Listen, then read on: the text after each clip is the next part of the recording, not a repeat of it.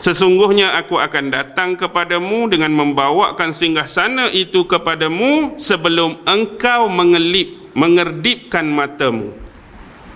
Hak tadi duduk sebelum bangun. Hak ni pak berkelip, benda tu dah sampai. Lagi lajulah maksudnya.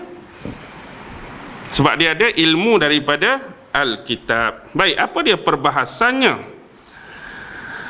Yang dimaksudkan dalam ayat ini ialah hamba Allah yang kata diberikan, dikurniakan ilmu daripada kitab tu, dia suruh Nabi Sulaiman itu mendongakkan pandangannya ke atas. Maksudnya, angkat pandanganmu ke atas dan pandanganmu tu kena melihat sejauh mata memandang. Okey, dongakkan pandangan kita, lepas tu lihatlah sejauh mata memandang. Jadi kamu tahan. Kalau kamu rasa lelah, kamu rasa tak mampu dah, pak kamu berkelip tu, benda tu sampai dah depan kamu. Maksudnya keadaan dia macam tu, ikut perbahasan. Okey, angkat kamu, tengok sejauh mata memandang, tahan. Rasa lelah dah, rasa tak tahan, pak kamu berkelip, sampai benda tu. Jadi kalau nak kira macam tu perbahasan. Kalau nak kira macam tu, laju pada hak bangun tadi dah. Tadi bangun, duduk bangun tu sampai dah. Ni lama juga kalau kira nak tahan tu. Dah kalau nak kira tahan itu. Tapi tak apa, itulah yang disebut. Tuan-tuan boleh rujuk Ibnu Katsir. Walaupun ada 4 perbahasan tentang benda ni. Pertama saya sebut pandangan daripada Wahab bin Munabbih. Wahab bin Munabbih, dia sedikit berbeza dengan apa yang disebutkan tadi. Wahab bin Munabbih mengatakan bahawa lelaki yang diberikan ilmu daripada kitab tadi minta Nabi Sulaiman dongakkan kepala dia, dongakkan pandangan dia. Jadi lihatlah kepada sejauh mata memandang apa yang dia boleh pandang. Tapi nak habaq di sini berbeza dengan hak disebutkan tadi. Sebelum pandangan mata dia sampai kepada hak paling jauh tu, benda tu dah sampai dah. Maknanya contohlah kita nak dongak tak? Kita nak dongak ni kata, nampak mikrofon, nampak kamera, nampak pintu tu, nampak tu. Sebelum sampai hak mata kita boleh capai paling jauh, benda tu dah sampai dah. Boleh nampak tak ayat tu? Jadi kata ulama-ulama lain berkaitan dengan suasana dan pemandangan ini, yang diminta oleh Asif, kalau nama dia Asif bin Barkhiyah tu, ialah Nabi Sulaiman waktu buat benda tu kena pandang ke arah negeri Sabak, kena pandang ke arah Yaman, kerana Arash Bilqis tu berada di negeri Yaman. Jadi kemudian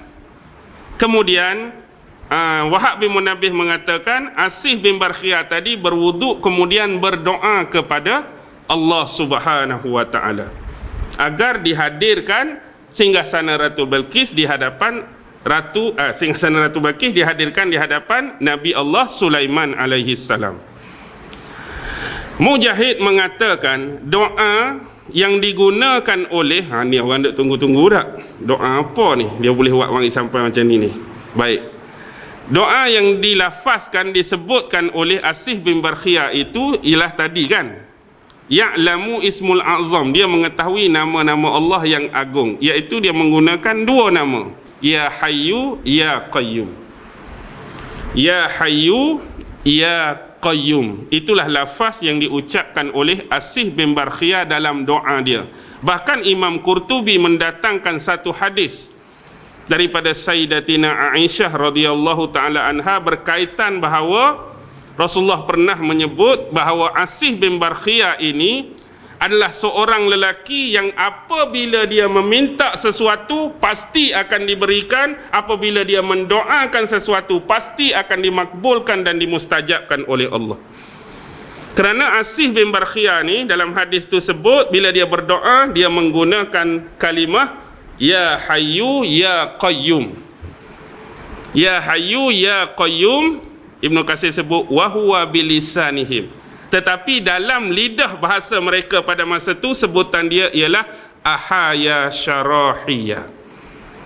Ya Hayyu Ya Qayyum tu lafaz dia Ahaya Syarahiyah. Ahaya Syarahiyah.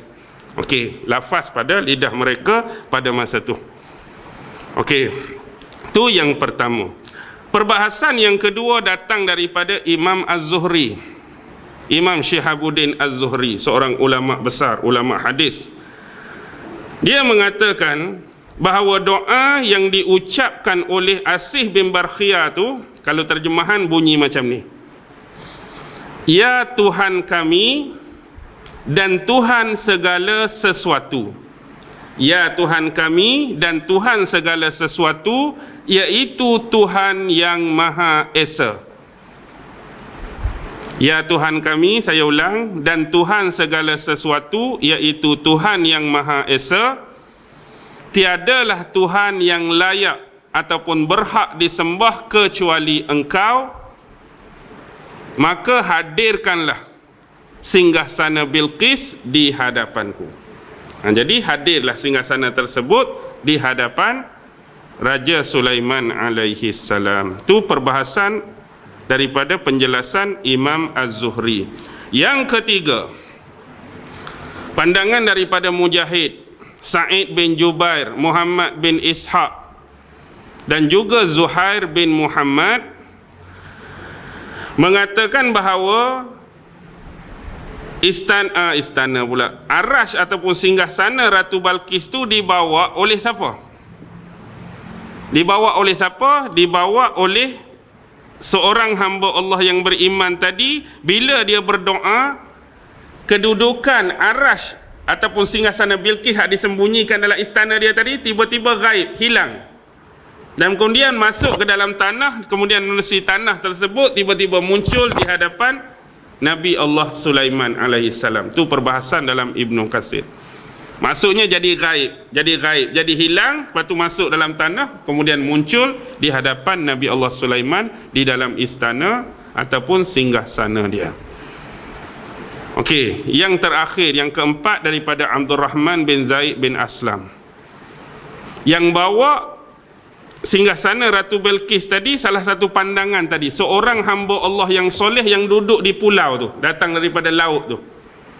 Kawan tu lah yang bawa istana Arash ataupun singgasana Ratu Bilqis di hadapan Nabi Allah Sulaiman. Apapun kesimpulan dia ialah apa, tuan-tuan? Kesimpulan sebenarnya, Nabi Sulaiman dia minta didatangkan Arash ini pada dia bukanlah kerana dia nak merampas Arash tersebut daripada Bilqis, tidak. Bukan dia nak menjadikan Arash tersebut salah satu daripada barang ataupun koleksi kepunyaan dia sendiri. Bila aku dapat barang ni, aku nak simpan, aku akan jadi hak milik aku, juga tidak. Yang dia nak buat sebenarnya ialah dia nak menunjukkan kepada Bilqis tentang kebesaran Allah Subhanahu wa ta'ala yang telah mengurniakan kepada dia dari sudut kebesaran dan kemegahan kerajaan yang dipunyai, perbendaharaan-perbendaharaan yang dianugerahkan kepadanya, dan kehebatan tentera-tentera di bawahnya. Dia nak tunjuk hatu kepada Bilqis, yang mana apa yang telah diberikan oleh Allah kepada Sulaiman ni tak ada seorang lagi pun yang pernah diberi sebelum daripadanya, dan tidak akan ada lagi yang akan diberikan sesudah padanya seperti ini. Maksudnya kita nak cari seorang Nabi dan Rasul dan pemerintah yang punya apa yang Allah anugerahkan ni sebelum Nabi Sulaiman, tak ada. Selepas Nabi Sulaiman wafat pun tidak ada seumpama ini. Dan dia nak menunjukkan kepada Bilqis sebagaimana ketat kawalannya pun, ketat jagaannya pun, duduk di kuncinya pun, berlapis-lapis pun, jaga sungguh-sungguhnya, tak ada orang boleh tengok, tak ada orang boleh lihat, tak ada orang boleh capai, tak ada orang boleh masuk, tak ada orang boleh sampai pun. Dengan kuasa Allah yang dianugerahkan kepada Nabi Sulaiman, benda tu Nabi Sulaiman boleh bawa.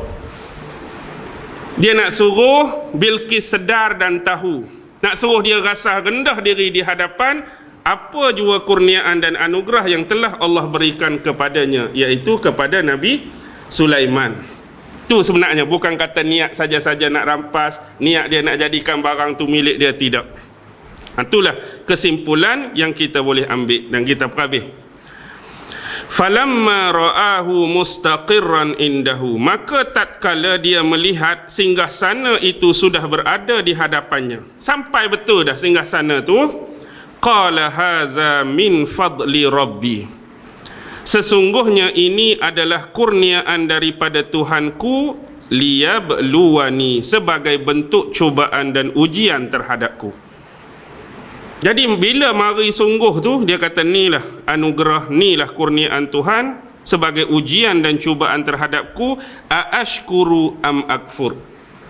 Sama ada apa yang telah ditunjukkan padaku ni, diberikan padaku ni, aku bersyukur ataupun aku kufur.